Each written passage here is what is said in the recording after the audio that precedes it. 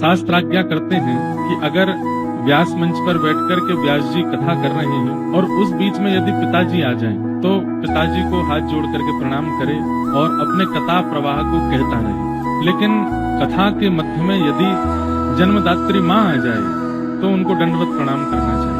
और हमारे लिए सौभाग्य की बात इसलिए है क्योंकि हमारी माता जी तो हैं ही, पर हमारे पिताजी हमारे गुरु जी भी हैं। तो पिता के लिए भले ही आज्ञा है कि कथा करते करते पिता को बस हाथ जोड़े और कथा कहता रहे, लेकिन यदि गुरु और माँ आ जाए तो उनको तो प्रणाम करे, दोनों के स्वरूप को प्रणाम करे। क्यों?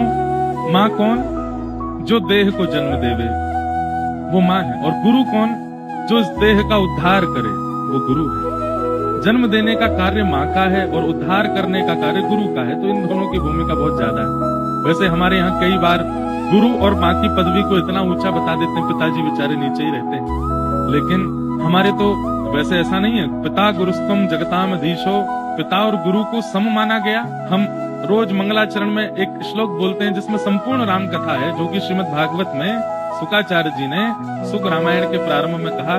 उसमें भी कहते हैं पिता की आज्ञा मान करके राम जी वन नहीं गए। भागवत जी में लिख रहे हैं गुरुवर थे त्यक्त राज्य, गुरु की आज्ञा से राज्य का त्याग किया। तो गुरु कौन? बोले पिता गुरु ही है, गुरु सम ही। तो ऐसे हमारे मात्र पितृ चरण दोनों पधारे हैं। आपकी कृपा और आपके स्नेह, आपके प्रेम, आपके आशीर्वाद से ही आज जो हम सेवा कर पा रहे हैं, टूटी फूटी सेवा हो चाहे संभली वही सेवा हो, जैसी भी हो, सब आपकी कृपा है।